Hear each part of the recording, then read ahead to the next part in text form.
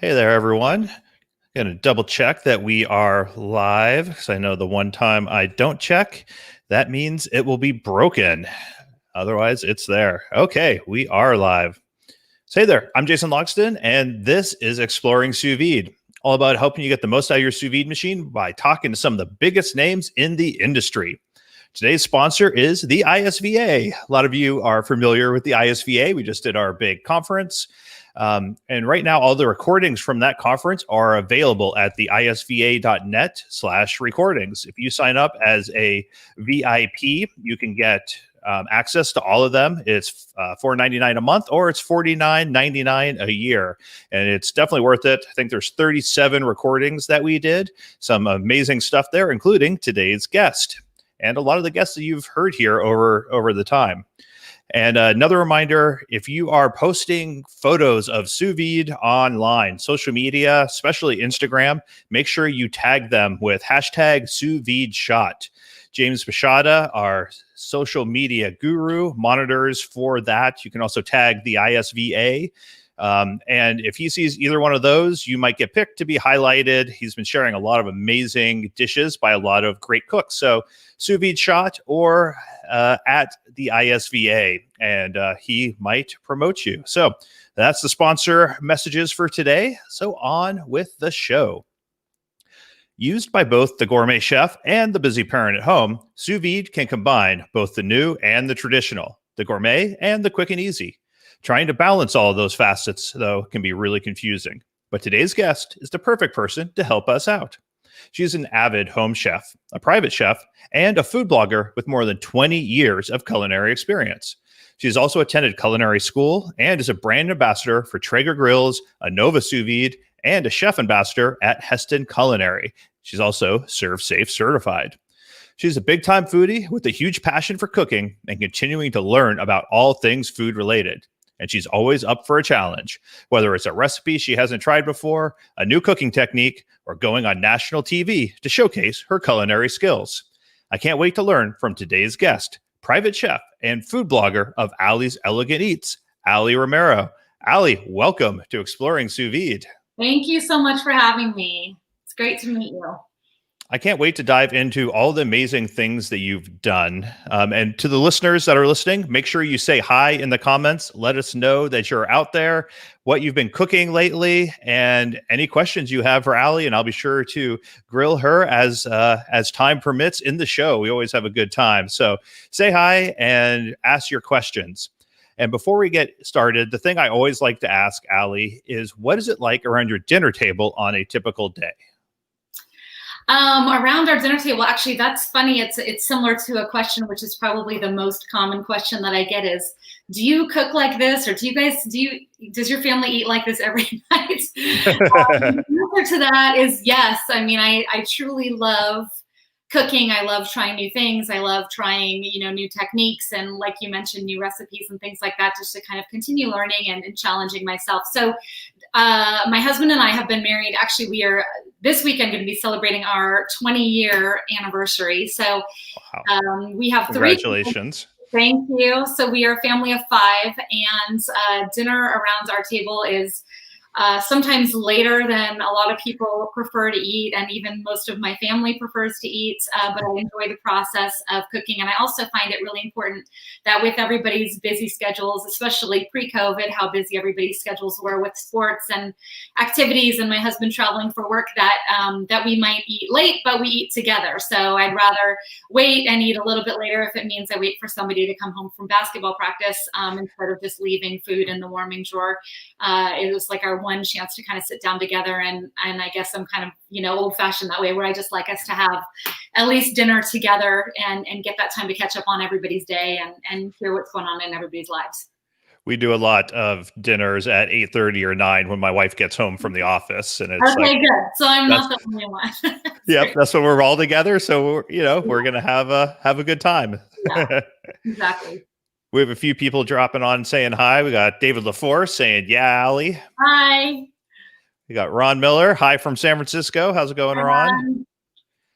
We got my lovely mother, Barb Logston. Hi from Philly. She's always helping out, moderating the comments and trying to keep Kevin Liddell in line when he's around. So you are a brand ambassador for both Traeger and for Innova. So I'm going to go out on a limb and assume you do some kind of sous vide barbecue occasionally. I do. I love to combine different, cooking techniques. And with sous vide, that's really one of the greatest things that, I've loved about it. There's the obvious, sous vide to sear with a steak or, a different type of a protein, chicken, pork chop, that sort of thing. But there's also another element, adding in the smoke factor, which I think is a lot of fun. So with that, I think the way that I've tried that most often has been with like a bigger cut of meat, like a pork shoulder or a pork roast, something like that, where I've actually taken it and gotten some nice smoky flavor on it, but not really cooked it, really just low at maybe like 165 on the Traeger. And then brought it in and really given it a good, rub with some additional seasonings and kind of bagged it up in the sous vide, dropped it in the sous vide just below where I want it to end up, being, and then searing it at the end. So really just giving it like almost like a three-step process instead of a two-step process, just to add in another layer of flavor, just to kind of play in the kitchen and have fun. What's your go-to sous vide temperature for barbecue? It just varies by the protein. My favorite go-to for steak really is at 132. We really like medium rare, but a lot of the steaks that we're getting are, if it's like a 2-inch ribeye or something like that, that's really like our sweet spot, where I find that if you get the cast iron smoking hot and you just give it like a quick 2 minutes per side, you're going to end up at a perfect 130, between 135 and 40. And then by the time you let it rest and it raises a few more degrees, and it just seems like it's kind of the perfect temperature all the way through for our family. So that's really kind of my go-to, at least for beef. And then, with pork, it's a little bit different because you want to try to get around that 140 mark is where you want to end up. So usually just below that. You've mentioned that you like making carnitas before. Yeah. What's your favorite cut for those, and what's your kind of process on how you go about that? So the funny thing about carnitas is that that was one of the first recipes when I was contacted by the Chew, back when the Chew was on TV a couple of years ago, it was a show that I loved, and I was so thrilled. And they said, you're not going to be coming in person, but we'd love for you to submit a recipe and some photos and a video. And this was like 2:00. I was driving to pick up kids from school, and it was from New York. And they said, and we need it by midnight tonight. Of course. So it was one of those recipes. I found that a lot of things with TV are, very like quick, which is fine because it's how I work. But I've definitely found that to be the case on more than one occasion. So luckily I had kind of worked with the recipe before, because we make carnitas all the time. We make them as tacos. We wrap them in lettuce cups when we're trying to do something a little bit more low carb. We make them as bowls, like, with some rice and then all the toppings if we want to kind of switch it up.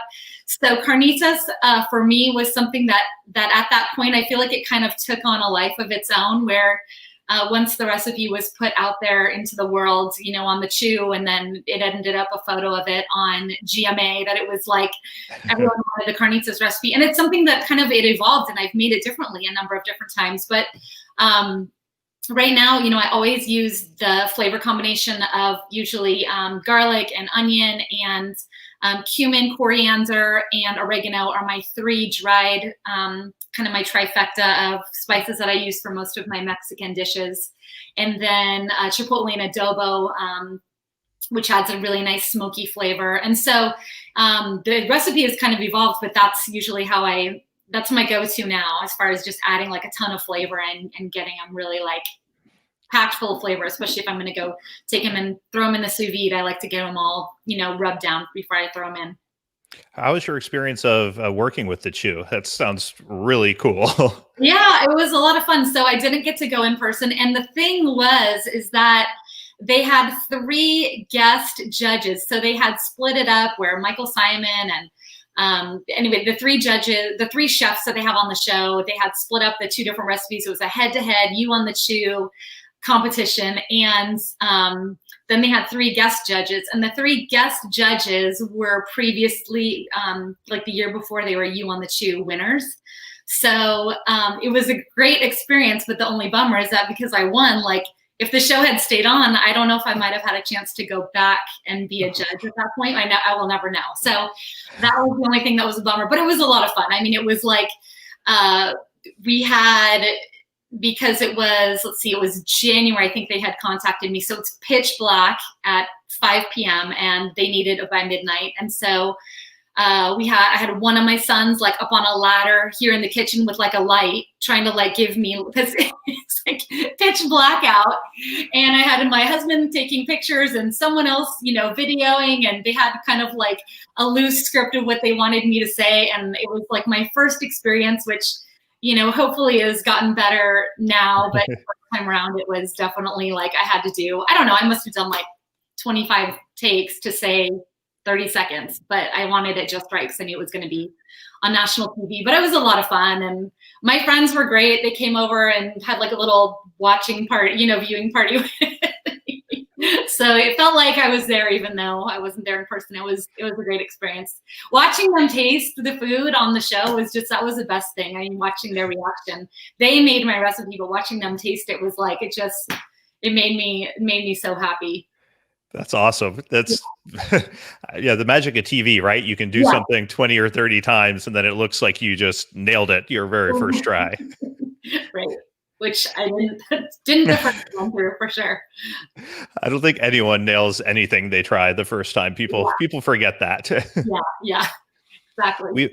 We had the opportunity to meet Carla Hall when we went to the International Sous Vide Day that CREA puts on every year in Cuisine Solutions. She was manning one of the stations, and I was surprised how nice and pleasant she was. Just as kind of a big deal, she was very nice and took some time chatting with us about she was doing like a sous vide poached eggs hollandaise like potato salad thing. It was really good, but it was very unusual. So it was pretty cool to meet her. Yeah, never got to meet her, but she definitely seems down to earth. So that doesn't surprise me at all. That's great. Have a few more people jumping in here. We got Richard Jensen from Dallas Fort Worth. How's it going, Richard? He's always a fan of the show and was at the conference, which was he was always contributing with comments and everything else, and joined my Zoom happy hour, which was always a fun time. Nice. We got my Debonair co-founder, Mike Lashardi, says, hi, Aly. He's happy he made it. Yeah. Hi, Mike. During your presentation, you talked about cooking halibut fish tacos. Remember, everyone, you can get your replay videos today following the link in the comments. But in that presentation, you mentioned that you make your tortillas at home. What does that process look like? Yeah. So it's tricky because I never thought making tortillas, I mean, for all the different things that I've tried, I honestly never thought, I mean, I've even made, pasta from scratch. I've made dumplings, I've done all kinds of things. And I didn't think tortillas that are 3 ingredients, right? It's masa and a pinch of salt and water. So I had no idea that it's so tricky. I even got, an actual tortilla press off of Amazon. I thought, okay, I'm ready to go. But it's just, you have to make sure that the tortilla dough is just right. I mean, if it's too sticky and too wet, then it's gonna kind of tear. And if it's too dry, it's gonna crumble. So when you get it right, and then your pan has to be like just the right temperature. So when you get it right, there's nothing like homemade. It's like when you make your homemade marinara sauce or a vinaigrette. I mean, I usually don't buy those things at the store because they're just so much better and so easy to make from home. So when I have time, I try to make them from home. But I mean, I don't know if I'm missing something, but for me, that was like actually, I don't know if I should admit that, but it was a pretty like big challenge in my culinary journey, was trying to figure out how to make fresh tortillas. But I think we've kind of got it down now. So we've done it a few times, and they're delicious. Sometimes the things that are the simplest, like ingredient wise, are the hardest to make, because any mistake you make just it's very apparent that something is wrong. Where if it's a more complex dish, it's kind of like, well, you can hide it among other flavors. Yeah. I mean, but something like that, you want the tortillas to hold together and not have like a big hole in the middle or a big jagged edge where a piece crumbled off. So anyway, I think we've got it down now, but it definitely took some trial and error. I love hearing what people's kind of go-to condiments, or for lack of a better term, like go-to staples that people make at home, just because I love exploring new techniques. And there's a lot of things that I've done that I'm like, great, I know how to do that. I'm never making that myself. And then there's other things that like bread, I love making at home, and I do it all the time just because it's easy and fun. And so I like hearing what people have tried and now come back to time and time again. Yep, I know. I don't make bread because then I would eat it. It's like, oh, I don't make, I try not to make desserts. They're great and I love sweets, but we just don't make a lot of them because I would eat them. Yeah. I am not a baker, and it's mainly because I don't need that sitting in my house all the time. I have enough trouble with the booze and the steak and potatoes. I save that for a glass of wine as well. Mike was yelling at me. He said, "Get it right. The dish was deconstructed potato salad with a poached egg and mustard seed mayonnaise." Wow, that sounds amazing. Yeah, wow. And it was very good. It was very unusual. It looked like an Eggs Benedict hollandaise type thing, but it tasted like potato salad.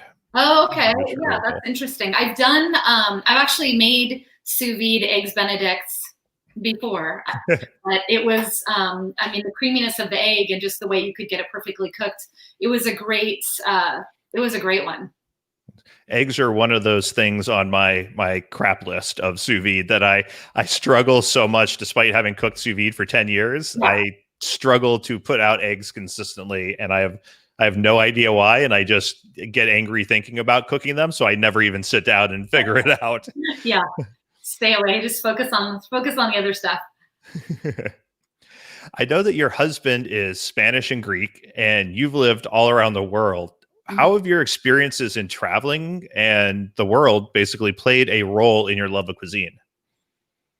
I think it's had a big impact. So I was born in New Zealand. My dad and his whole side of the family were from New Zealand, and then my mom is from the Midwest. So I am half Kiwi. I'm a dual citizen, and I didn't spend a lot of time in New Zealand, but as I grew up, I'd always go back every 5 years or so. So as I kind of grew up and got older, and of course having my dad come visit here, he was actually my biggest cooking inspiration. He was always the one who was in the kitchen with me with a glass of wine. During my adult years, we had a great time together cooking. But he influenced me with a lot of just knowledge that he had, from his experience in years of cooking and living in New Zealand and Canada and different places. Then my mom and I lived in Hawaii for 7 years, and Hawaii will always be near and dear to my heart. I can't wait to go back one day. I think it might be a one-way ticket if I ever get back to Hawaii. I can't wait to finally get on a plane and travel out there again. But Hawaiian food I really love. Just the amazing, it's true farm to table, fresh, seasonal, local ingredients, and just the simplicity of taking great quality ingredients, great technique, and then producing a beautiful dish. And it doesn't have to be overly complicated. It's just those key things. So, those are different areas. And then my husband, like you said, is Spanish and Greek. And so I love Mediterranean cuisine. I love, obviously, Spanish and Mexican cooking. I think that all of that plays into it just because I love all of those different flavors, and it's like exciting I don't want to just have like the same thing every night, and I'm trying to expose the kids to different flavors and even like things that sometimes are a little bit too spicy for them, but at least they try it, and I try to tone it down a little bit so that they can at least, eat it, but after I've spent all that time. But I think it's had a big impact on kind of where I'm at today, just because of who's in my life and the places I've been and experiences that I've had and family and that sort of thing. What's your go-to Hawaiian dish? Hawaiian dish. So actually an interesting thing that I did one time was I tried to emulate doing like kalua pork. And so I did a boneless pork shoulder, and I had ordered some fresh banana leaves. Actually, I have a chef friend who has a restaurant, and he was doing a whole pig for a party like a couple summers ago. And so I took the fresh banana leaves and then wrapped in foil, and I stuck it on the Traeger overnight to get the smoke. And that was phenomenal. That was something that was a lot of fun. And I rubbed it down with, the Kahlua salt and all that. And that's really all I needed to, but it was so tender and so flavorful being cooked in the banana leaves and so juicy. It was amazing. So that was a lot of fun. As far as other Hawaiian dishes, actually I just cooked Hawaiian. I don't know if it was last night or the night before, but I did like a shoyu chicken with, brown sugar and soy and some rice wine vinegar and a little bit of sriracha. And I did, I love to do, let's see. That sounds amazing, by the way. I just ate and I'm still getting hungry just listening to these. Yeah. There were some miso mushrooms. That was a lot of fun. So I'm inspired a lot by Peter Merriman. He's a chef, Hawaiian chef, and he does a lot of farm to table cooking. He has a restaurant called Merriman's in Maui, as well as some other smaller, more casual places called Monkey Pod. And, I had bought the cookbook, and just a lot of times I just read through it for inspiration, just because it's like simple, but it's just fresh seasonal ingredients that are done with the right technique. And then you end up with an incredible result, which I think is one of my favorite things about Hawaiian food cooking. Do you find yourself sticking more within specific cuisines, or do you find yourself combining the techniques and flavors among all of the cuisines? I switch it up, but I usually stay within a cuisine for that night. So like if I'm doing Hawaiian food, I try to kind of have a theme. I've done like some different fusion things. I'm trying to think off the top of my head.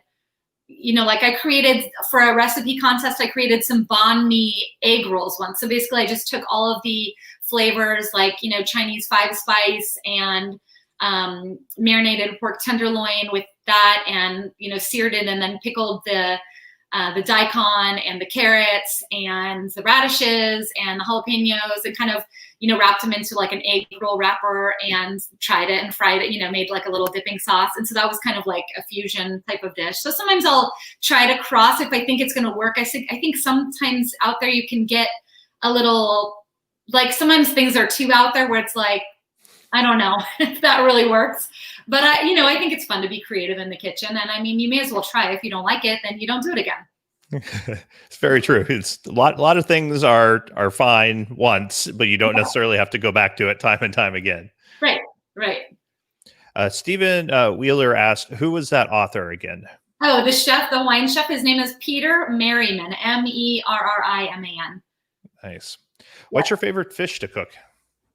Favorite fish? That's tricky because the kids, I think we kind of burned them out on salmon. That is my favorite fish. But they all have different fishes. Tough, and seafood in general is kind of tough in our house because our daughter doesn't really care for crab, shrimp, and lobster, and they're all pretty much burned out on salmon. Oh, actually, our youngest son loves salmon. So we have one who loves salmon, but then the other two are like, eh. And in our house, it's like, I try really because they're 17, 14, and 10. And I'm like, they're old enough that I don't need to be making to order, dinners for everybody. So I try to have them say, okay, if it's not your favorite, sorry, but maybe tomorrow night will be something you like better, but this is what I'm making. So, I mean, I think that's just, unless I know it's something that they just don't like at all and they're not even going to eat, then I bend a little. So, but salmon, I love salmon. I love halibut. I love swordfish. I love just seared ahi. I mean, I pretty much love all seafood. I'm not super crazy about scallops, but my husband is, so sad for him because I don't make him as often.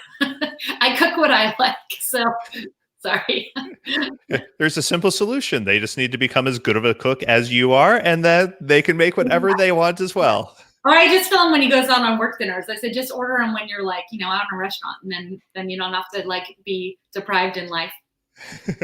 I'm lucky there's a lot of overlap between what my wife and I like that I can usually keep myself pretty happy while still making her happy. Yeah, that's good. She is working tonight though, so I just made steak and potatoes with just butter on top of it. I was like, I don't need any garnish, anything healthy on this entire plate. I'm just going to enjoy this. And right. when she's not around. Yeah, well, that sounds fantastic.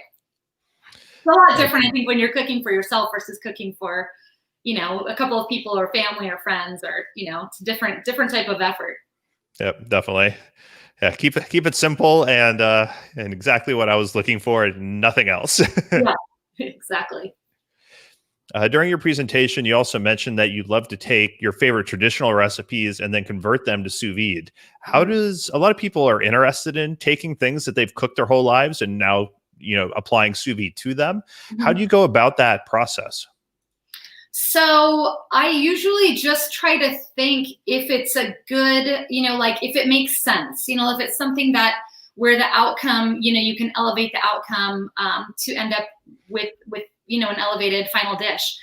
So I usually think, is it something that either is going to save me time, meaning like I have a really busy afternoon and I do need to kind of set it and forget it, and that might help me later on in the night to still get dinner on the table?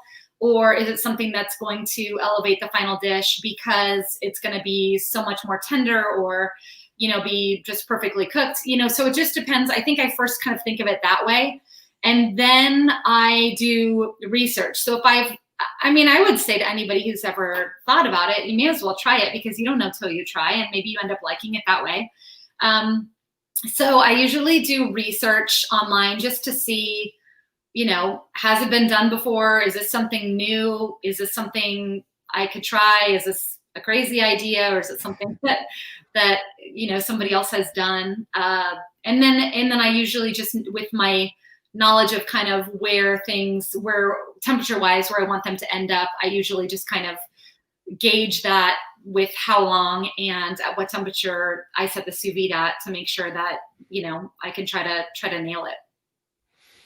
I do a lot of stuff that if the protein's generally cooked by itself in some way, I almost always do the protein in sous vide instead of doing it the traditional way, and then combine it with the sauce or sides or flavorings at the end. And that's worked out pretty good for me. Mm-hmm. Yeah, that's great. It's just once you have the perfectly cooked sous vide protein, it's hard to go back to, slightly overcooked chicken breast, even if you cook it perfectly, with the traditional method to make it safe. Exactly. Yeah, I think so. Or like a really dry pork chop or something. Nobody wants that.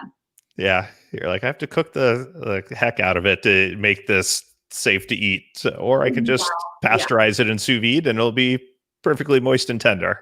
Right. You've mentioned that you're doing virtual cooking demos now. What do those for, I think, corporations? Is that correct? Yeah, that was just obviously new with this whole, stay at home, which has been going on here in the Bay Area since mid-March, as far as kind of like where we're at. I don't know. I mean, I know it's different depending upon where people are, but we're kind of still pretty sheltered here. So it's been a great new outlet. Keyword of quarantine is pivot, right? So everybody's got a pivot. So it was a lot of fun. I've done a few of them, and I have some more that are kind of on the books and coming. And it combined a lot of great things, because I think that corporations were finding that for like their sales teams, for instance, they didn't have a way anymore to get the team together to celebrate because nobody could see each other. They were limited on, what type of activity they could do. And then if it's going to be virtual, what is it going to be? And everybody's at home doing cooking, whether they like it or not right now, a lot more cooking than they were doing. So it kind of combined all of those elements, and it's been a lot of fun. So they usually last about an hour, hour and a half. And it's been everything from like 20 people to 200 people, and really interactive, super fun, all levels of cooking experience. But I love the questions. I love the interaction. If it was something during the recipe that they wanted to know, or maybe they missed, or it was something they just was like a burning cooking question that they wanted to know. They've been a lot of fun. And then the final thing is then you're having a shared experience, even though you're not together. You kind of are, because the people were having them with their families, and they were showing their coworkers, their kids and their dog and all of that. And next thing you know, they're all sitting down with their families to enjoy a shared meal together, that they're not together, but they're all eating the same thing. So they're kind of still having shared experience. So they've been a lot of fun in that way for all of those reasons. What's what demo do you think went over the best with the various groups? There's a dish that I created that was a chicken marsala over orzo. That's like everybody seems to love like a one pot meal, which there was a phase for a while with the sheet pan and the one pan or one pot or what. Anyway, all these different things. But It was something that was not a traditional chicken marsala, but it kind of, again, I was just kind of playing in the kitchen, and I just was taking all of the same ingredients and flavors and then just kind of making it into a one pot meal where all the flavors kind of incorporated in a pot and cooked together with orzo. So you end up with, a nice, delicious meal that kids and adults loved. So that was a good one because it was something that, I don't know of anybody else who really has done. Maybe it's out there, but it seemed like kind of like an original idea. So I don't know. I mean, like I said, I'm not sure if it's been done before, but it seemed like something that was like new and different where somebody maybe wouldn't have thought of it. And so it kind of taught. And I always like to teach different cooking techniques and tips along the way as much as I can. I just kind of try to share and teach because it's a lot of fun. I love a good Marsala sauce. Yeah. One of my favorites. Yeah. Darren Wilson. Have you met Darren Wilson from Firewater Podcast Cooking? No, I have not. He was one of the speakers, and he emceed some of the sessions at the conference. I wasn't sure where the overlap was. I'm sure he'll probably be reaching out to you and bugging you to come on his Fire and Water podcast, which is all about grills and sous vide. So it's right up your alley. Yeah. So he says, "What's your favorite guilty pleasure food?" That's a tough one. I mean, I feel like I do a lot of, I like to eat what I like to eat. Like you'll never find me on like a strict diet or someone who's like eating, I just try to live in balance. So if we have fried chicken and mac and cheese one night, then we'll have like a chicken salad the next night, or a flank steak sliced with a salad and no carbs, and just trying to kind of do it that way instead of really depriving myself. So I don't feel like I really have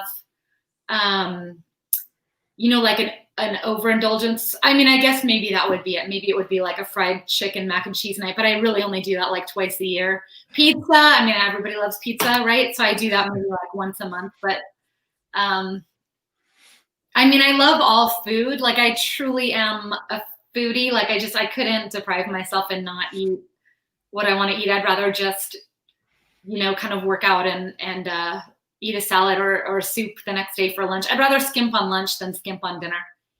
Yep. We did our fantasy football draft last night. So we had chicken wings and a burger. And then today we're like, my wife and I are like, yeah, we need salad for lunch for sure today.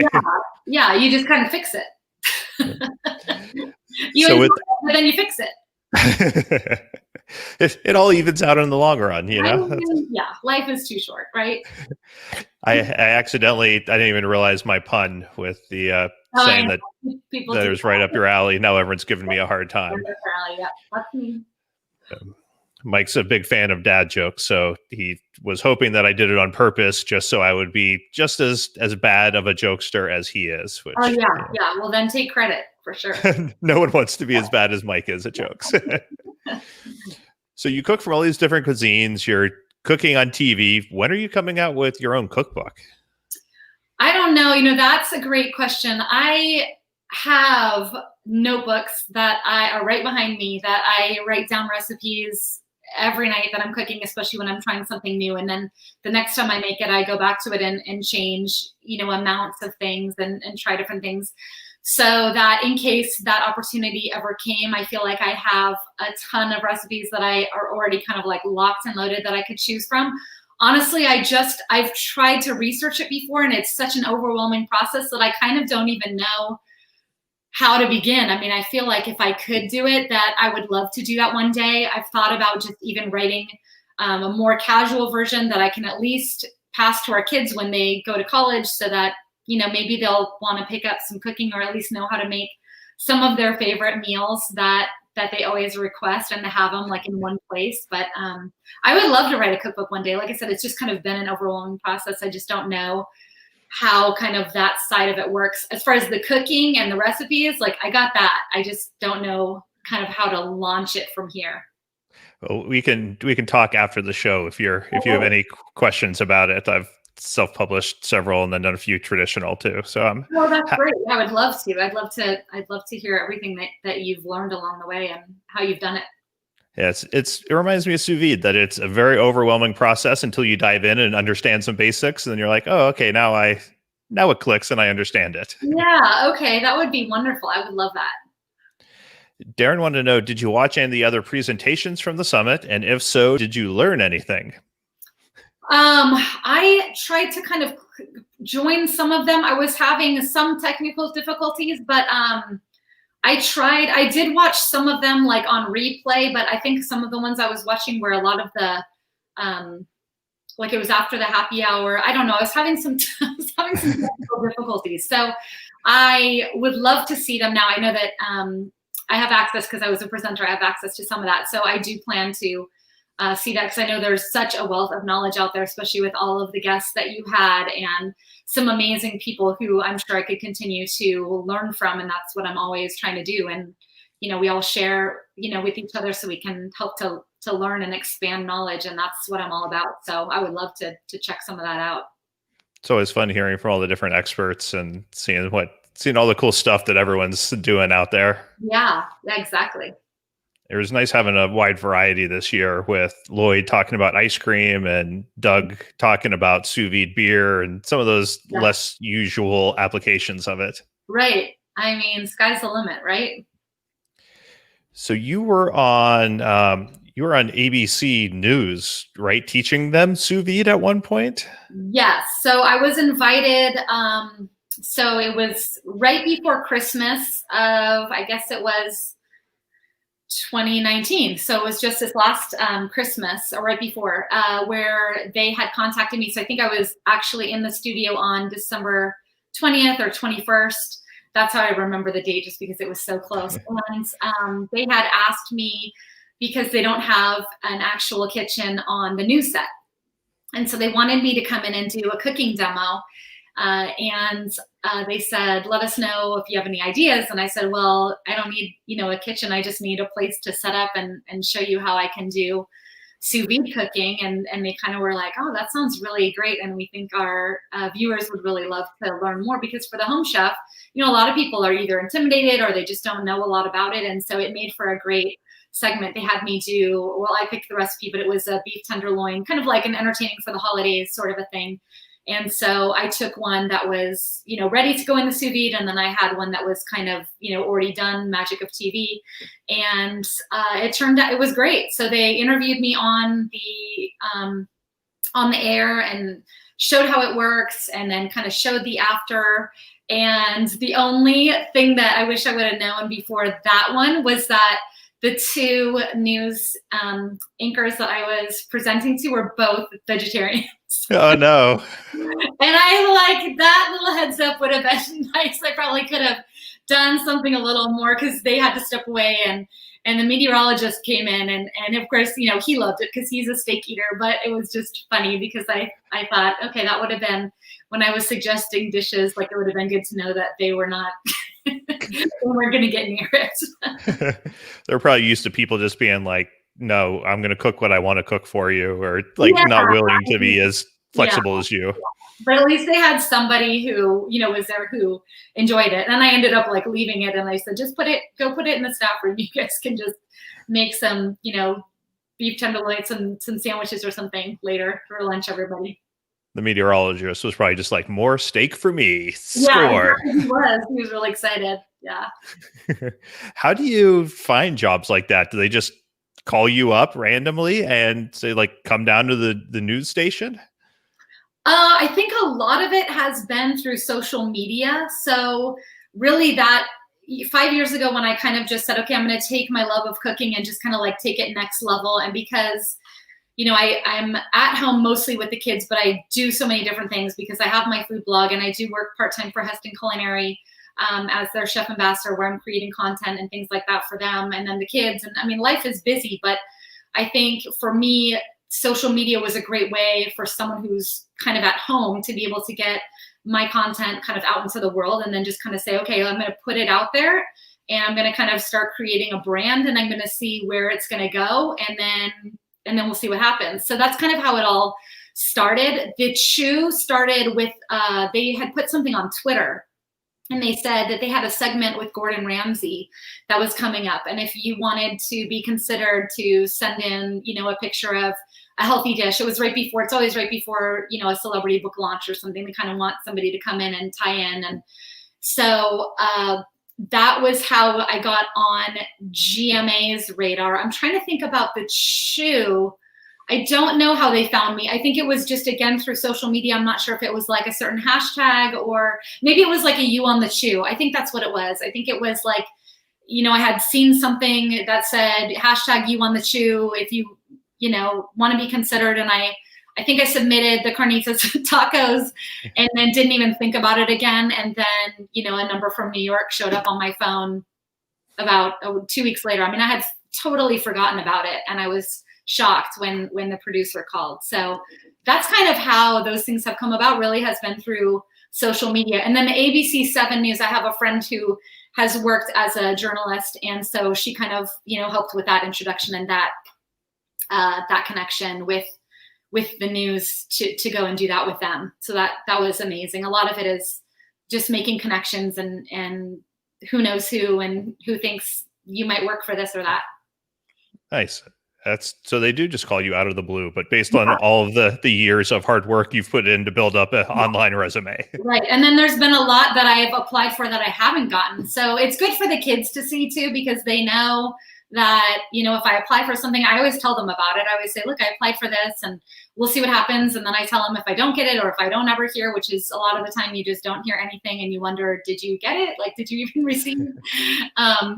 So it's good for them to know that it's not just like slam dunk, one and done, easy. You have to keep putting yourself out there. And I just think why not? I mean, if they say no, you just move on to something else. So.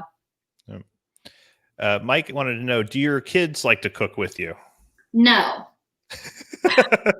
Nice. So we have our daughter is a senior in high school, and all of her friends come over. They keep asking me to share my recipes. And I told her that I'm going to teach her and her friends before they leave for college. We're going to have either a mom and daughter or just the girls come over, and I'm going to teach them how to make some basics. Our daughter does not cook with me. She's not really interested. She took culinary arts her freshman year in high school, but did not want me anywhere near suggesting anything for her final presentations or, anything like that. So I figure it's kind of one of those things that they're being exposed to.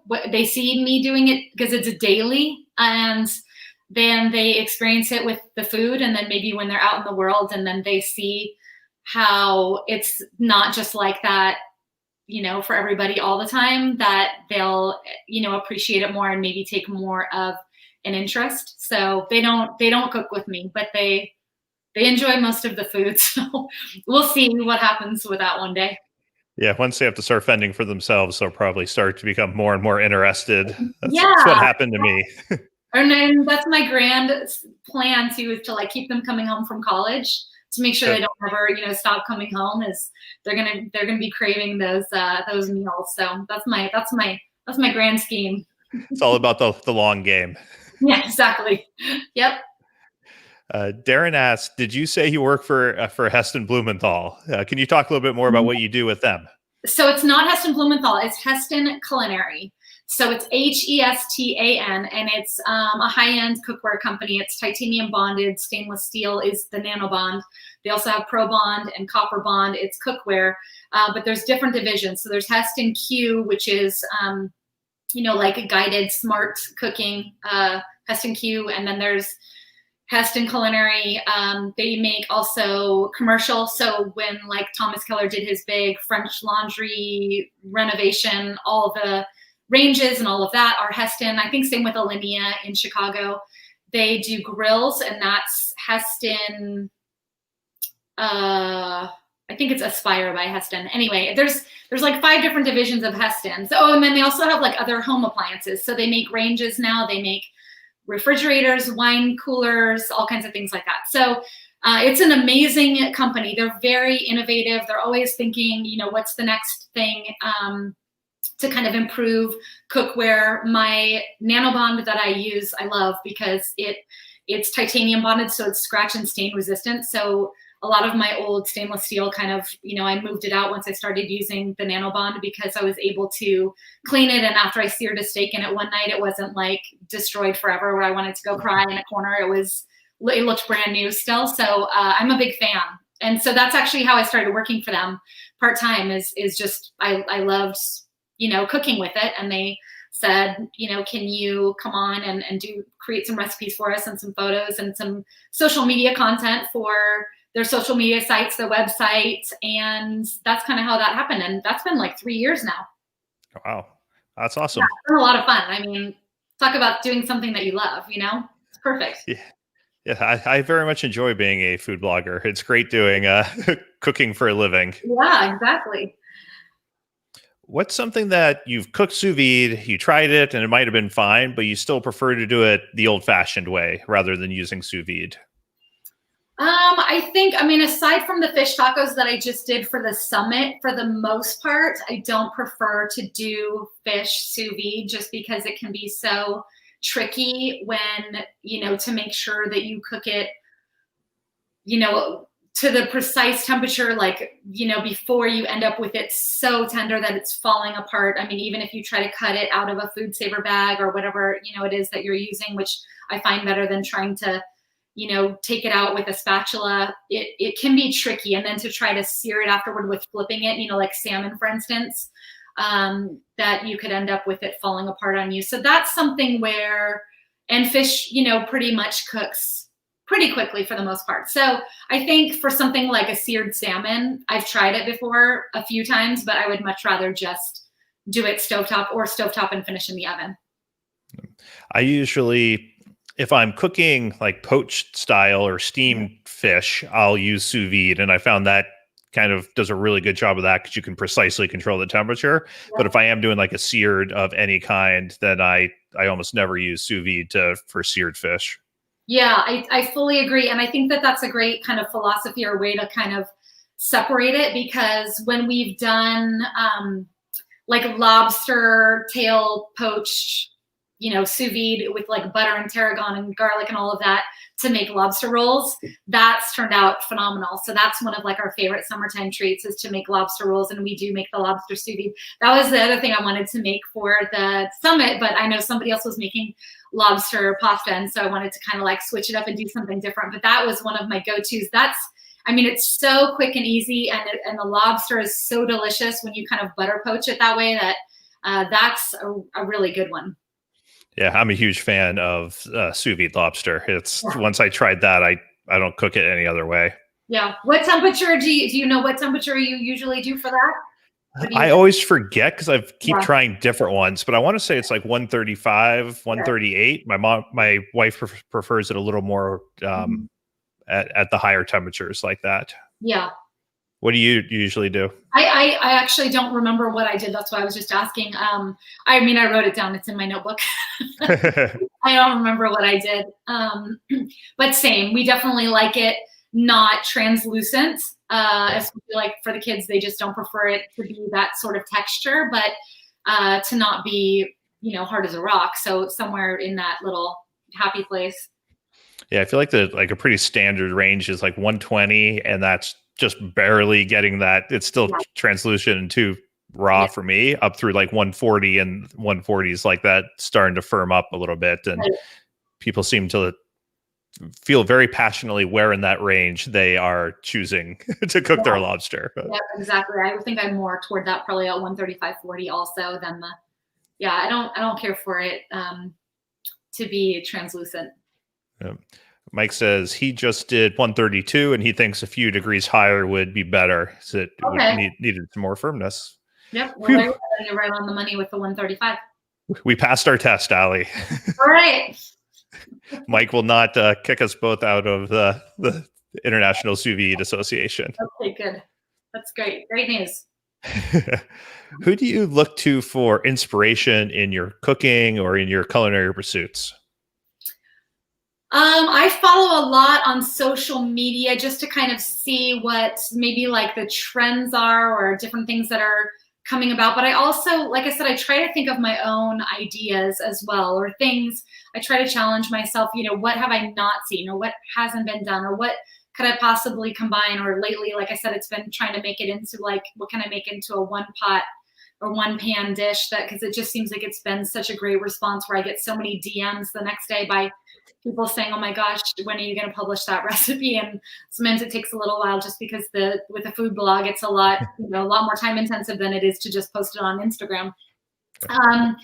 So for inspiration, I love still cookbooks. I mean, I'm always looking through cookbooks. I'm buying cookbooks. So I know there's a lot online, but I still love just actually having a cookbook in hand and looking at the photos and kind of scrolling through. And then, I still watch a lot of Food Network. I try to just, as I have it on, and try to get, and you never know when there's something inspiring or something different. I try to watch a lot of that. There's like a barbecue channel. I try to learn more about barbecue and grilling because I do a lot on the Traeger, but just there's such like a breadth of knowledge of people out there who barbecue every single day that I know I could learn more from, that are just amazing at it, that go out and do competitions and things like that. So I think it's just a little bit of everything. I think it's just part of like my daily life. Like it's not something I,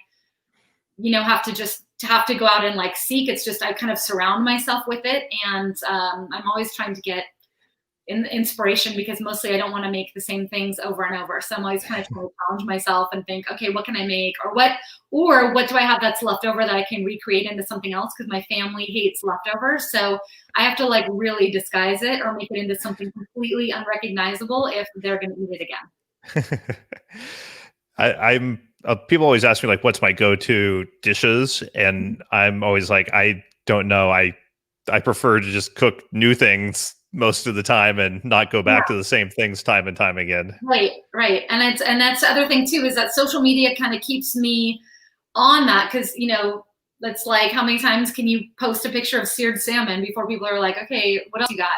Like what people get bored. They want to see like, something exciting, something new. And I don't blame them, but it challenges me to constantly think about that too. But I think about it from the minute I wake up in the morning. I'm like, oh, okay, what am I going to make tonight? Ron Miller says the quote, "I don't remember the temp," is making me feel a lot better. Even us pros don't remember. I know. It's been a couple of months since I did it, so I don't remember. But we'll go with 135. That sounds good to me. If you and Mike say it's 135, we'll go with that. Yeah. I was so glad I came up with my time and temperature charts, because I use them all the time, because I can't remember what I'm supposed to be cooking stuff at. It's right. I know the basics, but then I forget when I don't know, things that I cook only every few months, I run into trouble with. Yeah, of course. We have a few questions that came in. We have Darren says, what is the one thing that you've cooked sous vide that you thought was the best method to cook it? That sous vide was the best way to cook it? Yeah. I mean, kind of the things that we've talked about. I think that, hands down, like every time I make a steak, it's pretty much going in the sous vide, but that's pretty basic across the board. I know everybody starts with a steak, but I swear it's kind of one of those things that I don't, really go back to. There's plenty of ways to make a steak. And I've had lots of people argue with me on social media about why you need to sous vide a steak and why wouldn't you just, sear it and stick it in the oven. And lots of people who feel very passionately that that's the best way. And I always just tell them, look, there's tons of great ways to cook a great steak. Like you're not wrong. I'm just suggesting this is another way. Or if you're busy or you're entertaining and you don't want to be standing in front of your stove and you'd rather be, talking with your family or your friends, then it's a great way to kind of do it as an entertaining, set it and walk away. So I love a great steak. The eggs Benedict, like I said, I haven't made it lately, but it was a great consistency. I know eggs are like a sore subject for you. No, I'm fine with everyone else talking about how easy they are. That's fine. I know it's me. But that was eggs Benedict. We do eggs Benedict every Christmas morning, and that was a good one. So that was interesting, just because there's so many different. That's something where you kind of have to hop online, because you were like, okay, what temperature, what time, and everybody has a different technique, and so it's really just kind of playing with it until you get it the way that you want it, as you know. Mike asks if there is one chef or food person you could spend an afternoon with, who would it be? Besides, of course, me having this the interview. But Yeah, I know. Well, you guys would be my up at the top of the list, of course. So chef or food person, I think that would have to be, I mean, Ina Garten, Bobby Flay, Tyler Florence, Giada. They like those four were like my, when I was watching Food Network, you know, as I was kind of like getting into cooking, and Food Network was back with like cooking shows and teaching people how to cook. And those four celebrity chefs taught me so much about what I know today. And I owe so much to them.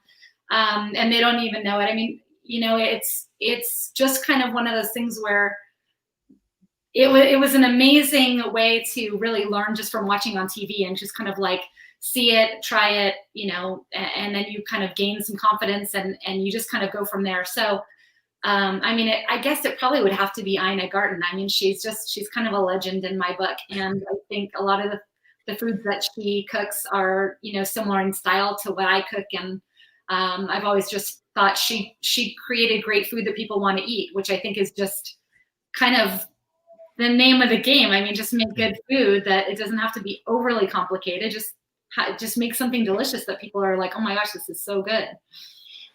My entire base of cooking knowledge is from Bobby Flay's show and Tyler Florence's show 15 years ago, 20 years ago when they were on the air. Same type of thing. Watched all their episodes, and they kind of taught me what you need to know to have a strong foundation, at least as a home cook for cooking.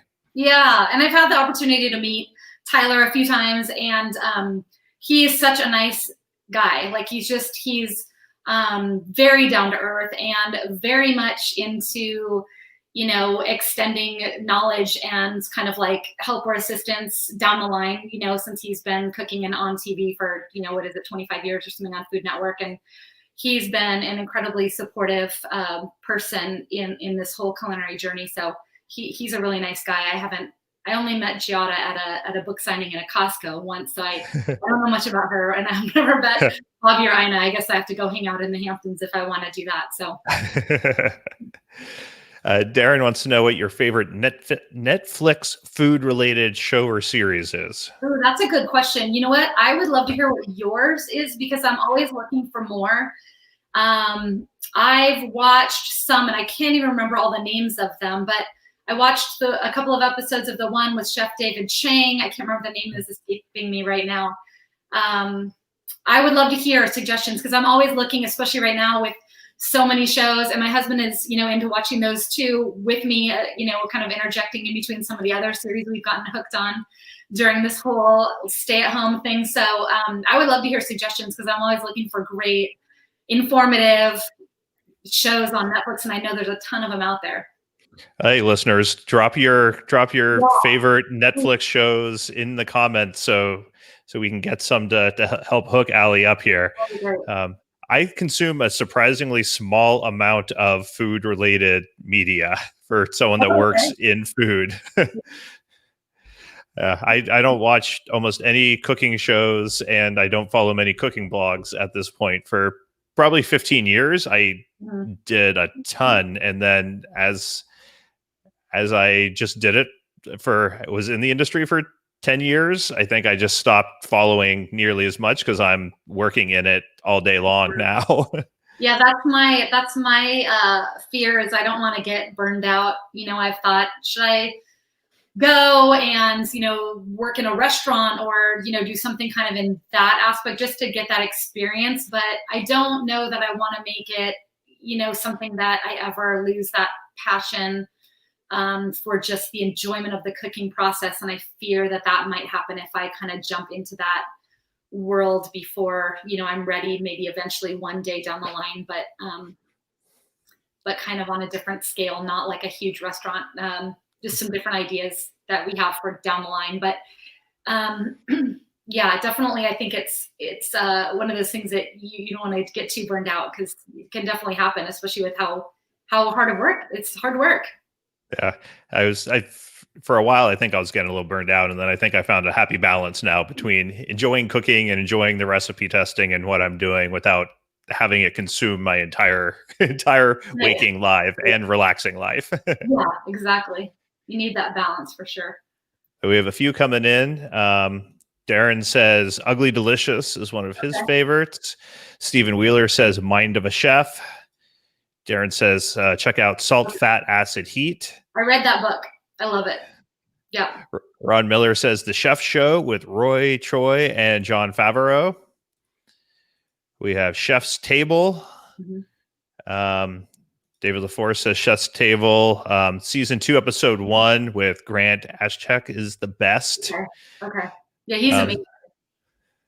And Somebody Feed Phil. Okay, I've heard of that. I've heard of that. Okay, that's great. And I didn't get a chance to write those down. I'll have to. I'll send you I'll have Mike put together an itemized list. Get on that, Mike. Start doing something productive out there, not just watching me work hard here. That list just because I'm going to be like, what was the name of that again?